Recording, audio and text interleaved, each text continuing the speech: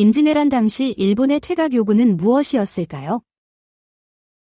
임진왜란은 조선과 일본, 그리고 명나라가 얽힌 동아시아의 대전쟁이었다.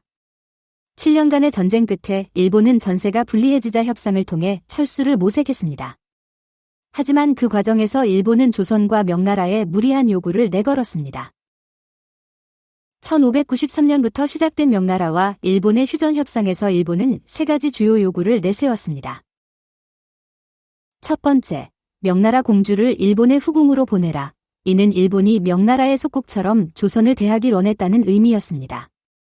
당시 명나라 황제는 이를 단호히 거부했습니다. 두 번째, 조선의 영토 할양으로 일본은 조선의 경상도, 전라도, 충청도, 경기도를 일본에 넘길 것을 요구했습니다. 이는 한반도의 절반을 일본이 차지하려 했던 것으로 조선 입장에서는 있을 수 없는 조건이었습니다.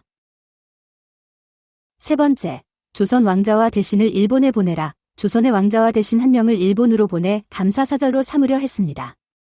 이는 조선의 정치적 종속을 의미하는 것이었습니다. 흥미로운 점은 이러한 협상 과정에서 조선은 철저히 배제되었다는 것입니다. 일본과 명나라가 주도한 협상에서 조선은 협상 테이블에 앉을 기회조차 갖지 못했습니다. 이는 현대 외교에서 종종 논의되는 코리아 패싱의 대표적인 사례로도 볼 수 있습니다.